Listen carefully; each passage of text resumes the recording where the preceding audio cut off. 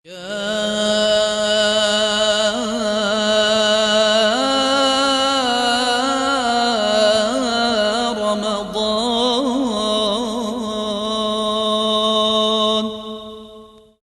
اللہ الرحمن الرحیم۔ ماہ مبارک رمضان کے دوسرے دن کی دعا۔ اللہم قربنی فیہ الی مرضاتک وجنبنی فیہ من سخطک و نقماتک ووفقنی فیہ لقراءۃ آیاتک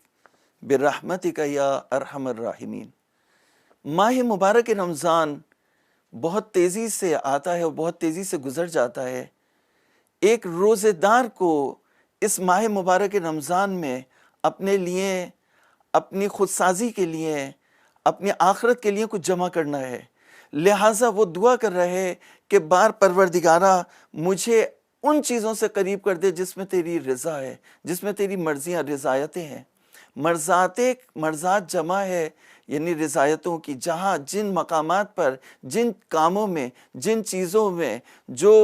مال اللہ کی راہ میں خرچ کرنے میں، جن نیک کاموں میں تیری رضا ہے، تیرے گھر میں حضور میرا ہو اور میں تیری کتاب کو سمجھ سمجھ کے پڑھوں، تو جن کاموں میں تیری رضا ہے ان سے مجھے قریب کر دے، اور جن کاموں میں تیری ناراضگی ہے، تیرا غضب ہے، ان سے مجھے دور کر دے۔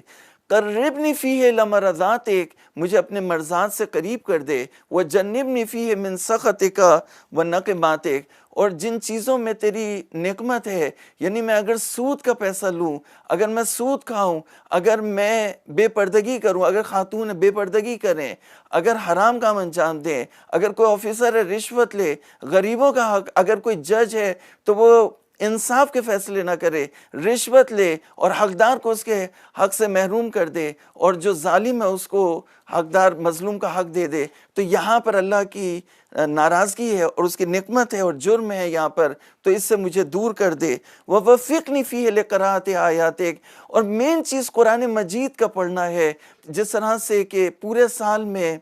جو بہار کا موسم ہوتا ہے اس میں پھول کھلتے ہیں، اس طرح سے ماہ مبارک رمضان میں قرآن کے پھول کھلتے ہیں۔ تو یہ قرآن پڑھنے کا مہینہ ہے، اس میں اگر کوئی ایک آیت پڑھے گا تو اسے پورے ختم قرآن کا ثواب ملے گا۔ تو ایسا مہینہ جس میں ایک آیت پڑھنے کا ثواب پورے ختم قرآن کے ثواب کے برابر ہے، وہاں پر مجھے توفیق عطا فرما کہ میں تیری کتاب کی آیات کی تلاوت کروں۔ تو یہاں پر تلاوت سے مقصد یہ ہے کہ سمجھ سمجھ کے پڑھوں، جس طرح سے کہ ایک عرب انسان، ایک عربی جاننے والا شخص جب پڑھے گا تو وہ کلام ربانی کو سمجھ رہا ہوگا، تو ہمیں بھی اسے سمجھ سمجھ کے پڑھنا ہے، غور و فکر سے پڑھنا ہے۔ وَوَفِّقْنِي فِيهِ لِقِرَاءَةِ آیَاتِکَ بِرَحْمَتِکَ یا ارحم الراحمین۔ پروردگارہ میں یہ اپنی طاقت سے، یہ اپنے زور بازو سے اس منزل پر نہیں پہنچ سکتا کہ تیری رضایتوں کے مقام سے قریب ہو جاؤں، تیری ناراضگی اور نقمات سے دور ہو جاؤں، اور تیری کتاب کی آیات کو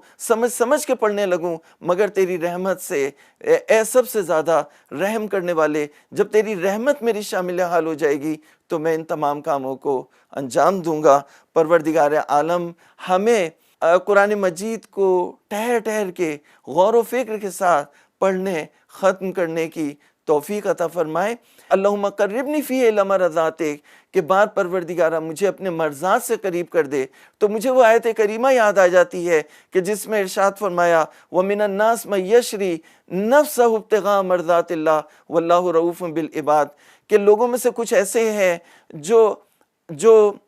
اپنی جان دے دیتے ہیں اور اللہ کی مرضیوں کو خریدتے ہیں۔ تو جس انسان کامل نے اللہ کی مرضیوں کو شب ہجرت خریدا وہ حضرت علی ابن ابی طالب ہیں، جب انہوں نے اپنی جان رسول اسلام، پیغمبر اسلام صلی اللہ علیہ وآلہ وسلم کے لیے فدا کر دی اور اللہ کی مرضیوں سے قریب ہو گئے۔ تو انسان ایسے کام کرے غریبوں کے ساتھ، مسکینوں کے ساتھ، یتیموں کے ساتھ، کہ جس میں اللہ کی رضایت ہو اور ہم اللہ کی رضایتوں سے قریب ہو جائیں۔